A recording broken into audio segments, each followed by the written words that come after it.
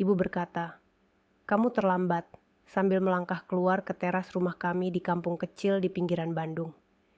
Ia menarik koper besarnya yang sudah usang, tapi kali ini terlihat lebih rapi, karena aku yang membelikan tas baru untuk perjalanan ini. Udara pagi masih sejuk, embun menempel di daun-daun pohon mangga di halaman rumah kami yang sederhana, dikelilingi pagar bambu.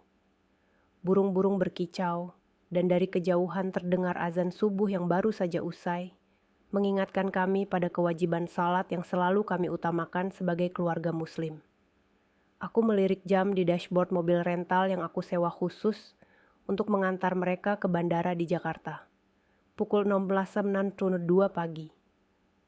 "Hanya 2 menit telat, Bu," kataku, memaksakan senyum meski hati sudah mulai gelisah. Aku turun dari mobil untuk membantu mengangkat barang bawaan.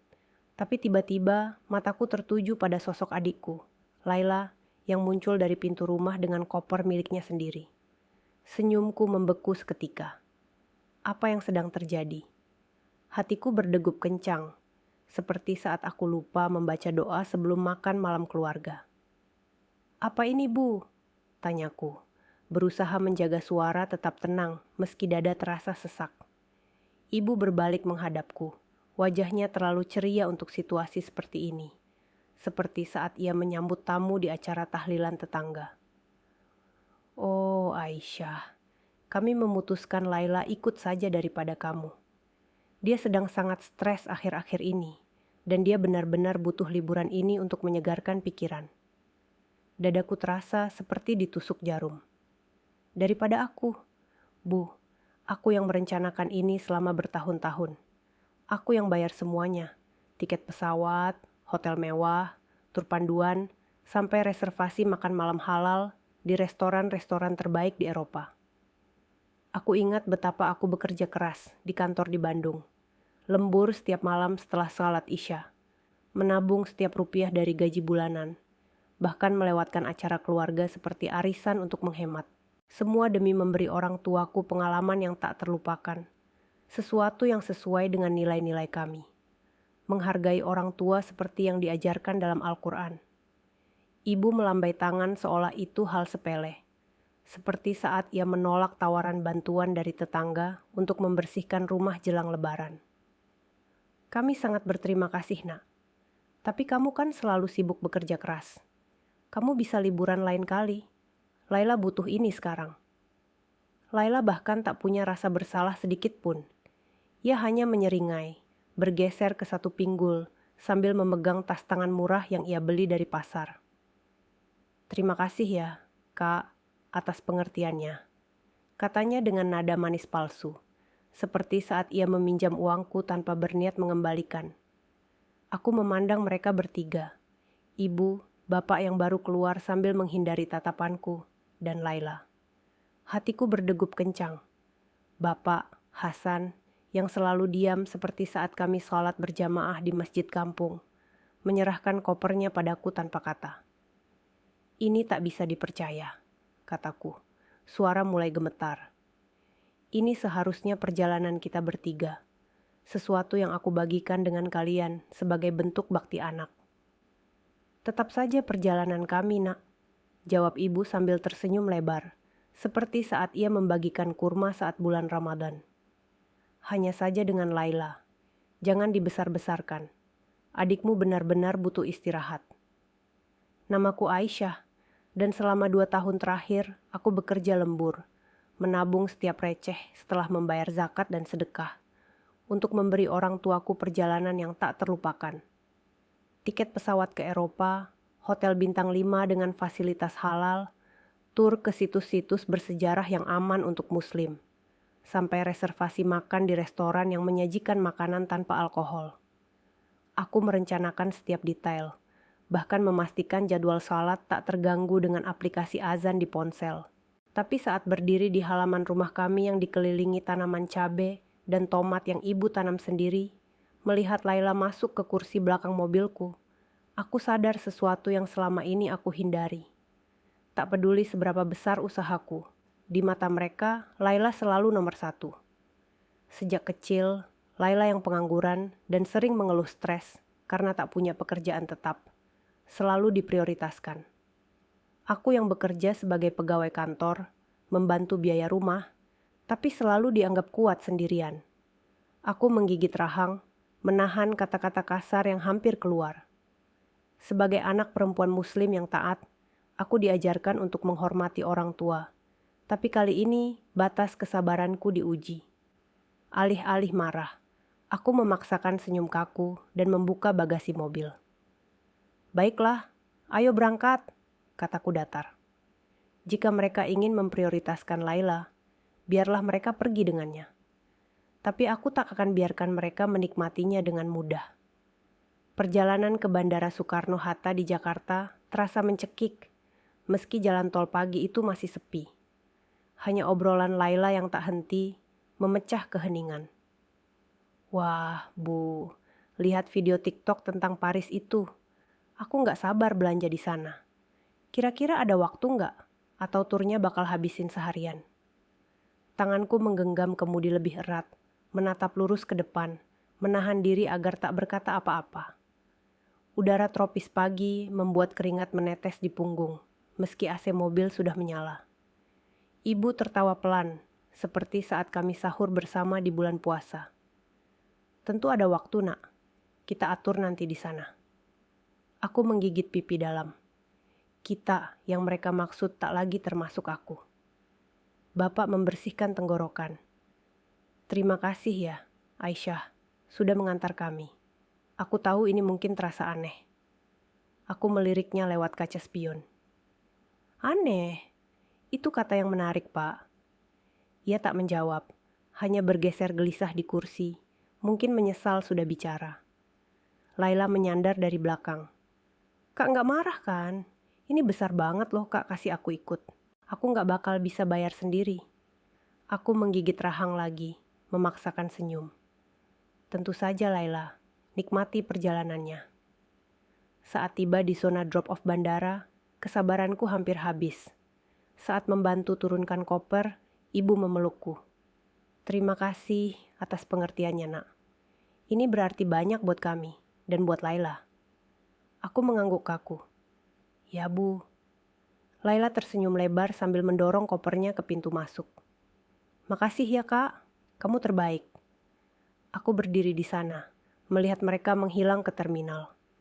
Dadaku sesak oleh amarah dan sakit hati. Perjalanan pulang terasa kabur, melewati jalan-jalan Bandung yang mulai ramai dengan pedagang kaki lima, menjajakan sarapan halal seperti bubur ayam dan nasi uduk. Aku memutar ulang percakapan itu di kepala. Setiap kata menusuk lebih dalam. Ini berarti banyak buat Laila. "Kak nggak marah kan? Kamu selalu bekerja keras." Sampai di rumahku yang kecil di kawasan perumahan sederhana, aku duduk di mobil sebentar, menggenggam kemudi hingga buku jari memutih. Lalu tanpa pikir panjang, aku masuk rumah, mengambil laptop, dan login ke akun travel yang aku gunakan untuk booking perjalanan. Reservasi hotel dibatalkan. Tur di-refund. Upgrade pesawat? Tidak. Aku menatap email konfirmasi yang bertumpuk di inbox. Rasa sesak di dada mulai reda. Mereka ingin bawa Laila daripada aku. Baiklah, tapi mereka tak akan tinggal di hotel bintang 5 atau menikmati tur pribadi dengan uangku. Saat menutup laptop, rasa puas menyelimutiku. Biar mereka jelaskan sendiri ke resepsionis di Paris. Aku sudah capek jadi keset mereka. Panggilan mulai berdatangan begitu pesawat mereka mendarat di Paris. Ponselku bergetar tanpa henti saat aku membongkar koperku yang sudah kususun rapi untuk perjalanan yang kini bukan milikku lagi. Ironinya tak luput dari pikiranku saat aku menggantung gamis-gamis panjang dan jilbab-jilbab favoritku kembali ke lemari. Sementara angin tropis Bandung menerpa jendela rumahku yang sederhana, membawa aroma hujan yang baru saja reda. Di luar, tetangga-tetangga mulai bersiap untuk sholat zuhur. Suara anak-anak bermain di gang kampung terdengar samar, mengingatkanku pada kehidupan sehari-hari yang penuh kebersamaan. Tapi kini terasa sepi karena amarah yang membara di dada. Aku mendesah, mengambil ponsel dan melirik layar. Nama ibu berkedip, disertai beberapa panggilan tak terjawab dan pesan teks. Aku buka pesan-pesannya. Aisyah, apa yang terjadi? Hotel tak izinkan kami check-in. Reservasi hilang. Telepon segera. Lalu, Aisyah, ini bukan lucu. Perbaiki sekarang. Tawa kecil lolos dari bibirku sebelum kusadari. Perbaiki? Mereka benar-benar berpikir aku akan datang menyelamatkan seperti biasa. Setelah apa yang mereka lakukan. Seperti saat aku selalu membayar tagihan listrik rumah orang tua ketika Laila lupa atau mengatur hidangan halal untuk acara keluarga saat Ramadan. Ponsel bergetar lagi, kali ini panggilan dari Laila. Aku biarkan berdering hingga voicemail. Aisyah, ini sangat kekanak-kanakan.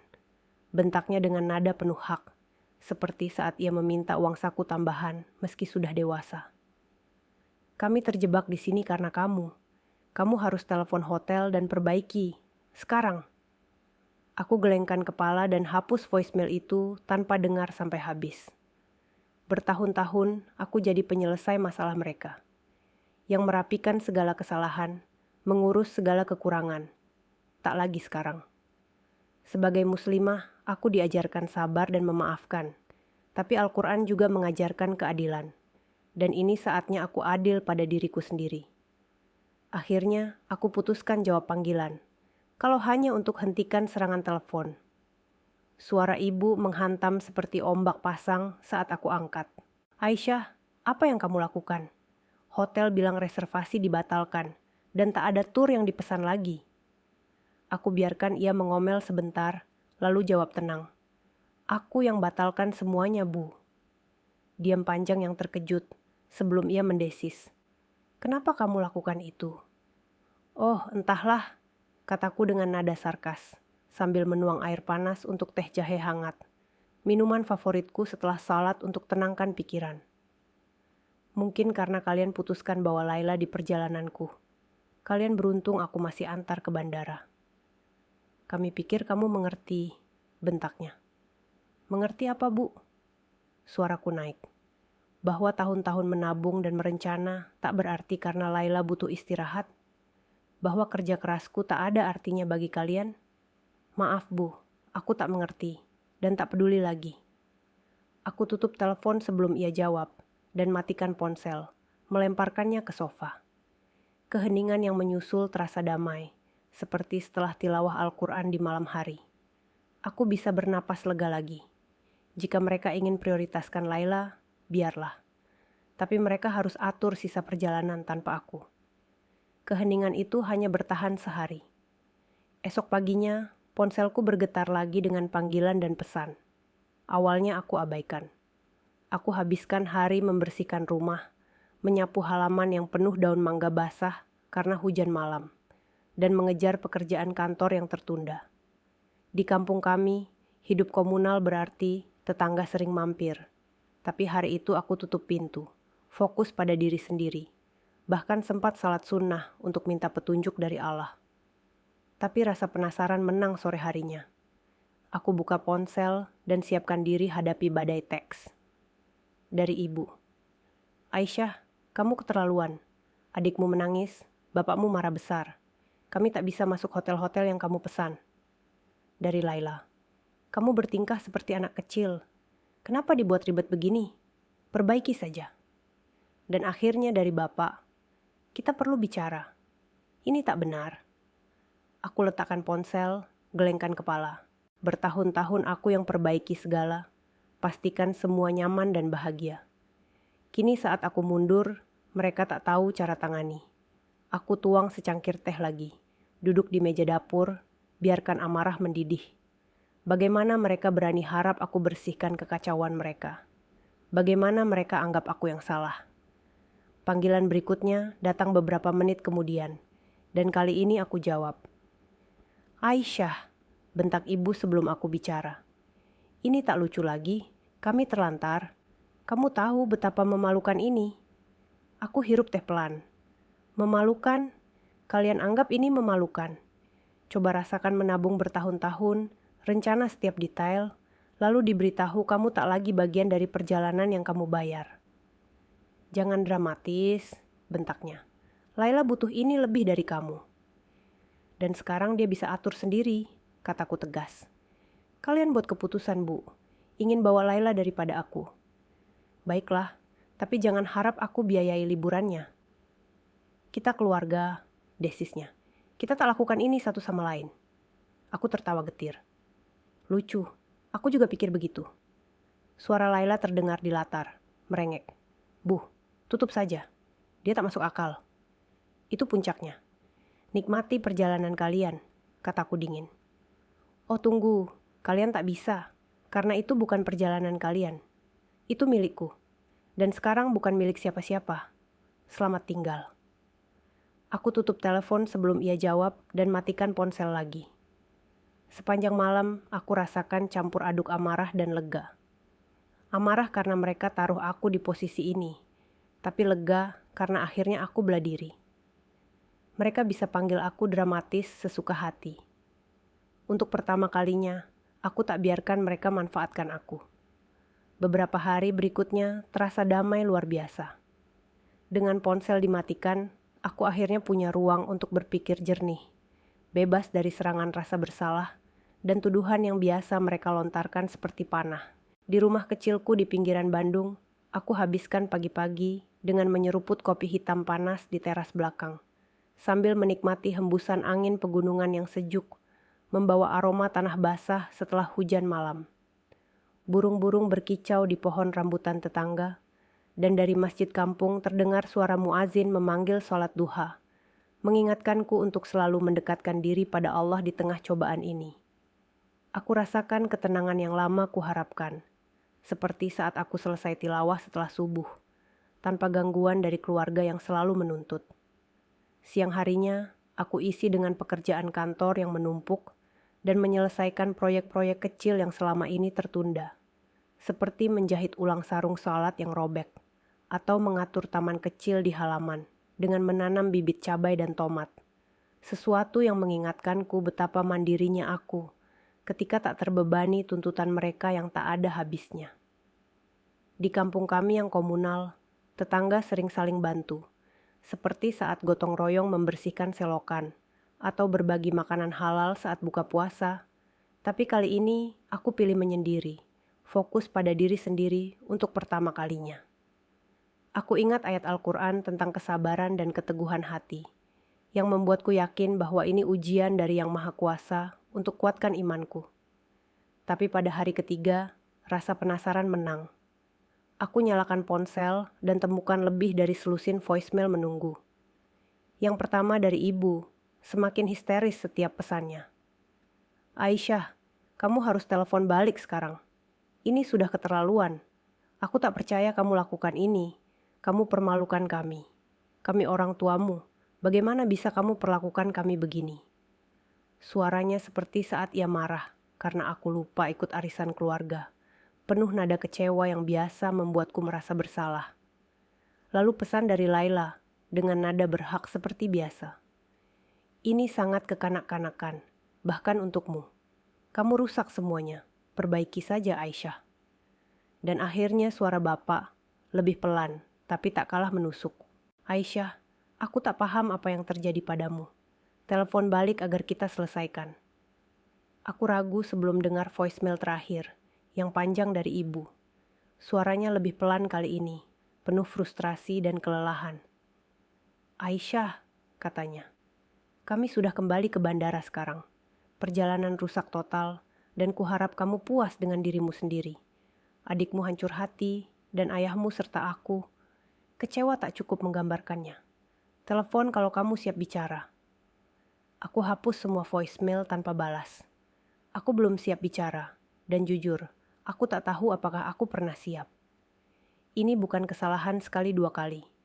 Ini puncak dari tahun-tahun mereka selalu utamakan Laila, dan harap aku terima dengan senyum, seperti anak perempuan yang taat tanpa batas. Sebagai muslimah, aku diajarkan menghormati orang tua, tapi juga tak boleh biarkan diri dizalimi terus-menerus. Saat jam demi jam berlalu, aku renungkan semua saat aku diabaikan atau diremehkan. Setiap Idul Fitri, di mana keinginan Laila yang tentukan rencana, Setiap silaturahmi keluarga di mana prestasiku hanya jadi catatan kaki, sementara Laila yang pengangguran selalu dipuji karena stresnya. Perjalanan ini jadi titik puncak, tapi retakannya sudah terbentuk bertahun-tahun, seperti tanah kering di musim kemarau tropis yang akhirnya pecah saat hujan deras. Malam itu, Nadia datang tak diundang, membawa 2 gelas kopi susu hangat dan tatapan penasaran yang tak bisa disembunyikan.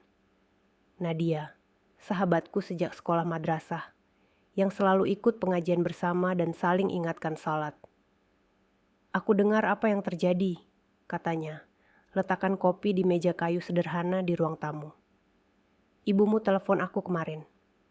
Tentu saja, ibu selalu pandai rekrut sekutu saat ingin buat aku merasa bersalah.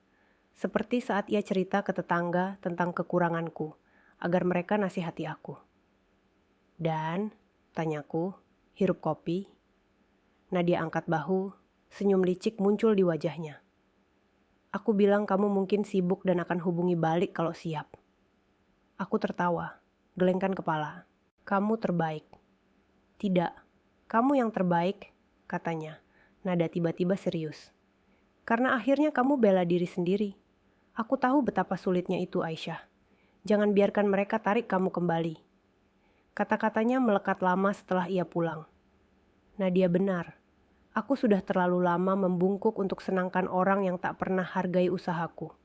Seperti selalu ikut gotong royong keluarga tanpa keluh meski capek setelah kerja. Saatnya putus siklus itu, sekali untuk selamanya. Saat akhir pekan tiba, aku rasakan kejernihan pikiran yang aneh. Amarah masih ada, mendidih di bawah permukaan seperti air panas di panci sebelum sholat Jumat. Tapi ia disertai sesuatu yang tak kurasakan bertahun-tahun. Kebebasan. Kebebasan dari tuntutan mereka yang tak ada akhirnya. Kebebasan dari jadi penyelesai masalah keluarga. Kebebasan untuk hidup sesuai kehendakku sendiri. Di rumahku yang sederhana di kampung pinggiran Bandung, aku habiskan pagi Ahad dengan sholat sunnah duha, membaca Al-Quran surah Al-Insyirah, yang selalu ingatkan bahwa setelah kesulitan ada kemudahan. Udara tropis pagi itu lembab, aroma kopi tubruk dari dapur tetangga menyeruak, mengingatkan pada kehidupan komunal, di mana kami saling berbagi rezeki. Tapi kini aku pilih sendiri jalanku, tak lagi terikat pada harapan keluarga yang tak pernah puas. Tapi seperti dugaan, keheningan tak bertahan. Siang Ahad itu, aku dapat panggilan yang akhirnya ku jawab. Kali ini dari Bapak. Aisyah, katanya. Suaranya berat oleh kelelahan, seperti saat ia pulang dari masjid setelah tarawih panjang di Ramadan. Ibumu suruh aku telepon, ia pikir kamu akan dengar aku. Silakan Pak, kataku, sandar di kursi rotan di teras, sambil pandang pohon mangga yang buahnya mulai ranum, simbol kesabaran dalam hidup petani kampung kami. Ia mendesah panjang. Lihat, ini semua sudah kelewatan. Ibumu sedih, Laila marah besar, dan ya, semuanya berantakan. Tapi kamu lebih baik dari ini. Aku menegang, kata-katanya nyalakan gelombang amarah baru, seperti api yang dipadamkan tapi masih menyala. Lebih baik dari apa, Pak? Bela diri sendiri, tolak biarkan kalian injak-injak lagi? Bukan itu maksudku, katanya cepat. Hanya saja, kamu selalu yang masuk akal, yang jaga semuanya tetap utuh.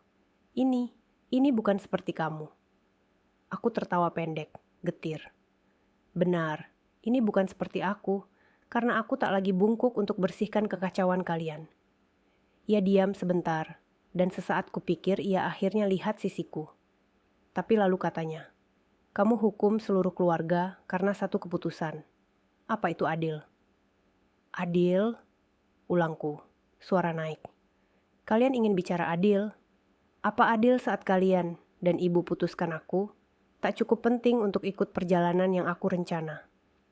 Apa adil saat kalian ganti aku dengan Laila, seolah aku tak berarti?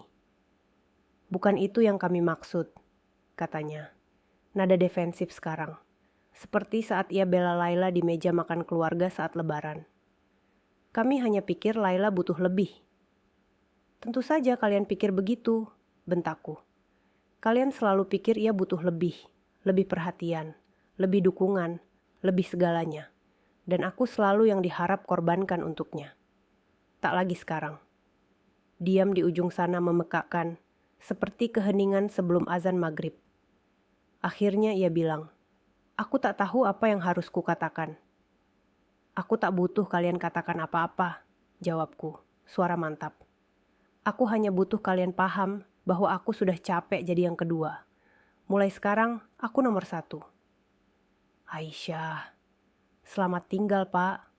Aku tutup panggilan dan letakkan ponsel, tangan gemetar. Sepanjang hari itu, aku biarkan diri rasakan segalanya. Amarah, sedih, lega. Tak mudah, tapi terasa seperti awal sesuatu yang baru. Aku bukan lagi penyelesai masalah keluarga, dan aku tak akan jadi lagi. Mereka bisa atur kekacauan mereka sendiri. Saat orang tuaku dan Laila akhirnya pulang, aku tunggu mereka di rumah mereka di kampung. Aku parkir di halaman rumah yang dikelilingi pagar bambu, menyeruput kopi sambil rasakan ketenangan aneh saat lihat taksi mereka datang. Saat mereka turun, tarik koper dengan wajah campur capek dan jengkel, seperti pulang dari haji tapi tanpa berkah yang diharap. Laila yang pertama bicara. "Nah, kuharap kamu puas, Aisyah." Aku angkat alis, tetap duduk di ayunan teras dari kayu jati tua. "Puas tentang apa?" "Perjalanan kami jadi bencana," bentak ibu, lambai tangan seolah usir hantu, seperti saat ia marah pada kucing liar yang masuk dapur. "Kami habiskan seminggu di hotel murah yang pengap dan makan makanan ala kadarnya karena tak mampu yang layak. Dan jangan tanya soal tur. Oh tunggu, tak ada tur sama sekali. Do you tahu betapa memalukannya datang dan dibilang tak ada reservasi?" Tambah Laila, lipat tangan. Aku hirup kopi lagi, biarkan keluhan mereka lewat seperti angin monsun. "Kedengarannya berat," kataku akhirnya, suara tenang. "Tapi kalian ingin bawa Laila, ingat? Pasti kalian punya waktu bonding bagus." "Bukan itu intinya," balas ibu. Suara naik seperti saat ceramah di pengajian ibu-ibu. "Kamu tahu kami tak mampu semua yang kamu rencana. Kamu jebak kami gagal." Aku berdiri, letakkan gelas di meja kecil samping. "Tidak Bu, aku tak jebak siapa-siapa. Aku rencana perjalanan untuk kita bertiga. Sesuatu spesial yang kutabung bertahun-tahun. Kalian yang putuskan potong aku di detik terakhir." Bapak akhirnya bicara. Nada pelan, tapi menuduh. "Kamu tak harus batalkan semuanya, Aisyah. Itu keterlaluan." "Apa iya?" tanyaku, lipat tangan. "Kenapa aku harus bayar perjalanan yang aku tak diundang? Jika Laila butuh sekali, kalian harus rencana sendiri. Kalian beruntung aku tak batalkan penerbangan pulang." Laila geleng mata. "Kamu sangat dramatis. Itu cuma uang, Aisyah." "Dan kamu sangat berhak," balasku. Kesabaran akhirnya putus seperti benang usang. "Apa kamu tahu betapa banyak kerja dan pengorbanan untuk rencana perjalanan itu? Atau kamu anggap segala datang begitu saja karena orang lain urus?" Mereka berdiri terpaku, diam sebentar. Aku sudah bertahun-tahun, jadi yang bertanggung jawab, yang perbaiki, rencana, pastikan semuanya lancar. Dan mereka habiskan waktu sama panjangnya anggap itu biasa, seperti air mengalir dari sungai di musim hujan. "Itu tak adil," mulai ibu, tapi aku angkat tangan hentikan. "Tidak Bu, yang tak adil adalah cara kalian perlakukan aku. Kalian pilih Laila daripada aku seperti biasa. Jadi aku pilih berhenti jadi keset kalian. Kalian tak ingin aku ikut perjalanan. Baiklah, tapi kalian tak dapat nikmati hasil kerja kerasku tanpa aku." Aku ambil tas dari ayunan dan berbalik pergi. "Aku senang kalian pulang selamat, tapi jangan harap semuanya kembali seperti dulu. Aku sudah selesai." Saat aku jalan ke mobil, aku dengar mereka panggil, suara campur marah dan bersalah. Tapi aku tak lihat balik. Perjalanan pulang dari rumah orang tua terasa damai aneh. Bertahun-tahun setiap kunjungan tinggalkan aku lelah emosional. Tapi kali ini aku rasakan lebih ringan. Seperti beban zakat yang sudah kutunaikan setelah gajian. Di jalan raya Bandung yang mulai ramai dengan motor-motor ojek online, dan pedagang asongan di pinggir jalan, angin tropis menerpa jendela mobil, membawa aroma hujan petang yang segar, bercampur bau tanah basah. Aku tak lagi khawatir reaksi mereka. Aku sudah katakan semua yang kupendam, dan untuk sekali ini, aku tak peduli apa yang mereka pikir. Sebagai muslimah, aku ingat hadis tentang menjaga hati dari dendam, tapi juga tentang hak diri sendiri. Dan kini aku prioritaskan itu. Saat sampai di rumahku yang kecil di kawasan kampung yang hijau, dengan pohon-pohon kelapa sawit mini, aku buat secangkir teh jahe hangat dan duduk di sofa rotan, putar ulang konfrontasi itu di kepala. Mereka begitu yakin aku akan menyerah seperti biasa. Tapi lihat wajah terkejut mereka saat aku pergi jadi pengingat betapa aku sudah berubah. Di luar, suara anak-anak tetangga bermain sepak bola di lapangan kampung terdengar, mengingatkan pada kehidupan komunal di mana kami saling jaga. Tapi kini aku fokus pada kehidupanku sendiri. Mereka bisa marah, sedih, atau malu. Itu tak penting lagi. Aku sudah capek hidup untuk penuhi harapan mereka. Seperti selalu ikut pengajian keluarga meski capek setelah kerja lembur. Esok harinya, aku dapat panggilan dari Nadia. "Gimana jalannya?" tanyanya, tanpa basa-basi, seperti saat kami saling ingatkan waktu salat via pesan. Aku tertawa, sandar di konter dapur sambil iris jahe untuk minuman sore. Persis seperti yang kamu bayangin. Mereka marah besar, Laila cemberut, dan ibu mungkin lagi cari cara buat aku merasa bersalah lagi. Nadia mendengus. "Biar dia coba. Kamu sekarang punya tulang punggung, dan aku di sini pastikan itu tetap tegak." Aku tersenyum, bersyukur atas dukungannya yang tak tergoyahkan, seperti sahabat yang selalu ajak tilawah bersama di masjid. "Makasih Nadia. Sungguh, kamu jadi batu karangku di semua ini."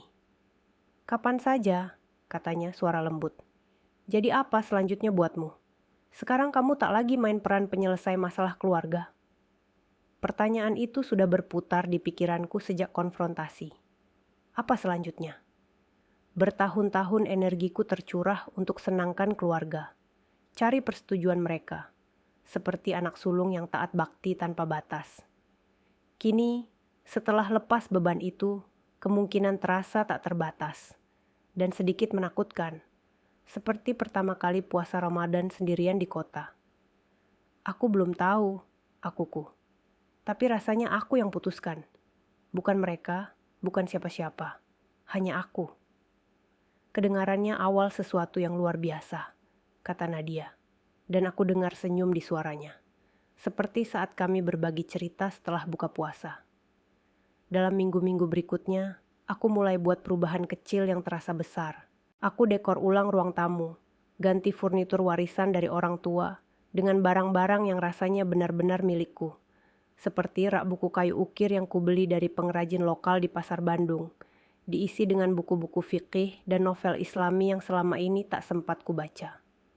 Akhir pekan, aku jelajah kafe-kafe lokal dan taman kota, hal-hal yang selalu kuingin lakukan, tapi tak pernah ada waktu, seperti jalan-jalan di Taman Hutan Raya Irir. Juanda sambil nikmati udara pegunungan yang sejuk, berhenti untuk sholat di mushola terdekat. Aku mulai journaling, tulis pikiran dan mimpi tanpa saring lewat lensa apa yang orang lain pikir, seperti catat rencana umrah sendirian, atau belajar memasak hidangan halal baru untuk diri sendiri. Setiap langkah kecil rasanya seperti rebut kembali bagian diriku yang tak kusadari hilang. Seperti menemukan kembali doa-doa pribadi yang lama, terlupakan di tengah rutinitas keluarga. Suatu malam, aku duduk dengan laptop dan buka spreadsheet yang kupakai rencana perjalanan itu. Reservasi yang dibatalkan menatap balik, dan aku tak rasakan penyesalan. Malah, aku rasakan gelombang tekad, seperti saat memutuskan hijrah dari kebiasaan buruk. Uang itu dimaksudkan untuk pengalaman sekali seumur hidup, dan aku tak akan biarkan sia-sia. Tutup spreadsheet, aku buka tab browser baru dan ketik ide travel solo untuk muslimah. Beberapa minggu setelah orang tuaku pulang, aku pesan perjalanan solo ke Italia. Itu bukan itinerary sama seperti yang kurencana untuk mereka, dan bukan lagi untuk buktikan poin. Ini untukku, kesempatan rayakan kemandirianku, dan akhirnya utamakan diri sendiri. Seperti ajaran Islam tentang menjaga jiwa dan raga sebagai amanah dari Allah. Aku pilih destinasi yang aman untuk muslimah solo traveler. Pastikan hotel dengan fasilitas mushola dan restoran halal. Bahkan unduh aplikasi azan untuk ingat waktu salat di zona waktu berbeda. Udara Bandung yang sejuk saat aku packing terasa seperti berkah. Angin pegunungan membawa aroma daun teh dari kebun tetangga, mengingatkanku pada rumah, tapi juga dorong aku maju. Saat mendarat di Roma, aku rasakan gelombang kegembiraan dan gugup campur aduk. Aku belum pernah travel sendirian, tapi saat keluar bandara dan masuk ke kota yang ramai, aku tahu ini keputusan tepat. Kota itu penuh sejarah kuno, seperti masjid-masjid tua di Jawa yang bercerita tentang masa lalu. Tapi di sini aku harus adaptasi dengan iklim Mediterania yang lebih kering dibanding tropis Indonesia. Aku habiskan hari-hari jelajah jalanan berbatu, kagum pada reruntuhan kuno seperti Koloseum, yang mengingatkanku pada candi-candi di Yogyakarta, dan nikmati makanan halal di kafe-kafe kecil yang kuselidiki lewat app Muslim Traveler. Tak ada jadwal ketat, tak ada orang lain yang harus dipertimbangkan. Hanya aku dan kebebasan lakukan apa yang kuinginkan, seperti sholat zuhur di taman kota sambil nikmati angin sepoi, jauh dari rutinitas keluarga yang menuntut. Suatu siang, saat duduk di Spanish Steps dengan gelato halal di tangan, aku pastikan tanpa alkohol atau gelatin babi, aku keluarkan jurnal yang kubawa. Bertahun-tahun aku tulis tentang apa yang ingin capai, tapi mimpi itu selalu terbungkus dalam buat orang lain bahagia, seperti bakti pada orang tua yang tak pernah cukup. Kini, saat menulis, fokus bergeser. Belajar bahasa baru, mungkin Arab untuk deepen tilawah Al-Quran. Mulai usaha kecil, seperti jual hijab online dengan desain sendiri. Kunjungi setidaknya 5 negara lagi, termasuk Tanah Suci untuk umrah solo. Daftar itu bertambah panjang, setiap tujuan cerminan hidup yang ingin kubangun, bukan yang diharapkan orang lain. Di sekitarku, turis dari berbagai negara berlalu lalang, tapi aku rasakan kedamaian dalam kesendirian, seperti saat tafakur sendirian di masjid kampung setelah Isya. Di malam terakhir di Florence, aku makan malam di restoran keluarga kecil yang menghadap Sungai Arno. Saat lihat matahari terbenam cat langit dengan warna oranye dan pink, mirip senja di pantai Bali yang pernah kukunjungi kecil dulu, aku rasakan kedamaian dalam yang mendalam. Perjalanan ini lebih dari sekadar liburan.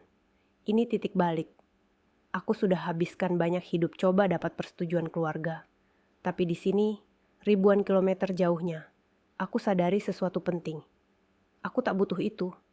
Aku cukup apa adanya, sebagai hamba Allah yang berusaha ikhlas dalam setiap langkah. Saat kembali ke rumah, orang tuaku coba hubungi lagi. Kali ini dengan nada lebih lembut dan pesan yang hati-hati. Semoga perjalananmu menyenangkan, bunyi satu teks dari ibu. Mungkin kita bisa bicara segera? Aku tatap pesan itu sebentar sebelum letakkan ponsel. Aku belum siap balas, dan itu tak apa. Kali ini akan atas syaratku. Saat bongkar koper dan letakkan souvenir di rak, seperti rosario muslim dari pasar lokal dan botol minyak zaitun halal, aku rasakan bangga. Seminggu setelah kembali dari perjalananku, aku terima panggilan dari ibu. Kali ini aku jawab, setelah sholat asyar di mushola rumah yang kecil, di mana aku biasa tafakur sendirian, sambil hirup aroma dupa kayu gaharu yang menenangkan, mengingatkanku pada doa-doa yang kupanjatkan untuk ketenangan hati. "Halo Aisyah," katanya, nada luar biasa lembut, seperti saat ia bacakan doa kunut saat sholat witir bersama keluarga di malam Ramadan. "Bagaimana perjalananmu?" "Sungguh luar biasa, Bu," jawabku. Jaga suara netral sambil iris sayur untuk masak gulai halal sore itu. Menggunakan bumbu rempah segar dari pasar tradisional Bandung yang selalu kukunjungi setiap Sabtu pagi. "Senang mendengarnya," katanya. Jeda seolah cari kata tepat. Seperti saat ia nasihati aku tentang pentingnya silaturahmi di acara keluarga. "Kami sudah banyak pikir tentang apa yang terjadi. Mungkin kami salah tangani. Pengakuan itu kejutkan aku. Tapi aku belum siap lepas mereka begitu saja. Ingat tahun-tahun di mana aku selalu jadi yang mengalah demi harmoni keluarga. Seperti saat Idul Adha, di mana aku urus kurban sendirian. Sementara Laila hanya datang makan. Salah tangani, Bu. Kalian ganti aku di perjalanan yang aku rencana dan bayar tanpa tanya dulu. Salah tangani itu understatement. Aku tahu, katanya pelan. Ayahmu dan aku tak sadar betapa sakitnya buatmu. Dan Laila, tanyaku. Apakah ia juga merasa bersalah atau masih salahkan aku rusak liburannya? Seperti saat ia rengek minta barang baru meski aku yang bayar zakat keluarga. Dia sedih, aku ibu. Tapi kurasa ia tahu bisa tangani lebih baik. Aku mendesah, sandar di konter dapur yang beraroma kunyit dan serai, bahan masakan favorit kami di rumah kampung. Bu, ini bukan hanya soal perjalanan. Ini soal tahun-tahun utamakan dia dan harap aku ambil sisa-sisa. Aku tak lakukan lagi. Aku paham, katanya setelah jeda. Kami akan coba lebih baik. Kami tak ingin kehilanganmu. Kata-katanya tarik sesuatu dalam diriku. Tapi aku sudah belajar tak biarkan rasa bersalah atur pilihan. Seperti ajaran Islam tentang ikhlas dan batas dalam hubungan keluarga. Senang dengar itu, Bu. Tapi butuh lebih dari kata-kata untuk perbaiki. Aku butuh lihat usaha nyata, bukan hanya maaf. Kamu akan lihat, janjinya. Kami beri ruang yang kamu butuh, tapi kuharap kamu izinkan kami masuk lagi suatu hari. Setelah panggilan, aku rasakan campur aduk emosi. Lega karena mereka akhirnya akui kelakuan mereka. Dan skeptis apakah benar-benar berubah. Seperti saat tetangga janji bantu gotong royong tapi tak datang. Tapi saat duduk dengan jurnal malam itu, setelah sholat maghrib berjamaah dengan Nadia via video call, aku sadari sesuatu penting. Apakah mereka berubah atau tidak bukan tanggung jawabku. Aku sudah lakukan bagianku sebagai anak yang taat. Tapi kini saat fokus pada takwa dan perkembangan diri, sesuai firman Allah tentang menjaga amal sendiri. Dalam bulan-bulan berikutnya, aku jaga batas tegas. Aku jawab panggilan dan teks mereka saat aku mau, tapi tak keluar jalur untuk perbaiki atau ratakan konflik. Seperti dulu saat aku mediasi pertengkaran Laila dengan bapak soal uang saku. Malah, aku fokus bangun hidup yang kuinginkan. Aku daftar kelas fotografi, sesuatu yang selalu kumimpi, tapi tak pernah ada waktu atau energi. Karena tuntutan keluarga, sekarang aku ikut setiap Rabu malam di studio lokal di Bandung.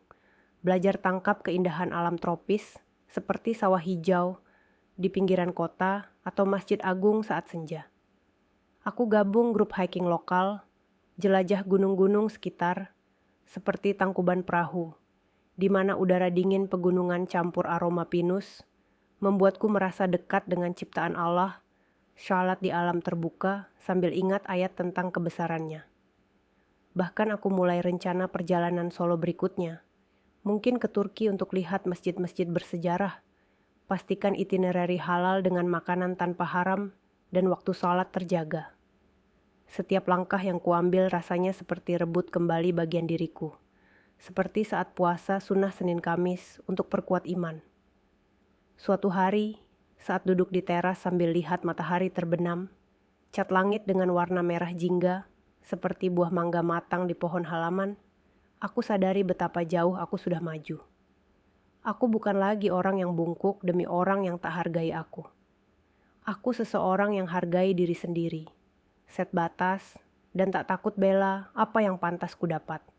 Sesuai nilai-nilai Islam tentang adil dan sabar tapi tegas. Di kampung kami yang penuh kebersamaan, di mana tetangga saling kunjung saat buka puasa atau tahlilan, aku kini punya ruang sendiri, tak lagi terjebak dalam dinamika keluarga yang tak sehat. Aku rasakan benar-benar bebas, seperti burung yang lepas dari sangkar, terbang di angkasa tropis Indonesia yang luas, dengan hati penuh syukur pada Allah, atas ujian yang jadikan aku lebih kuat.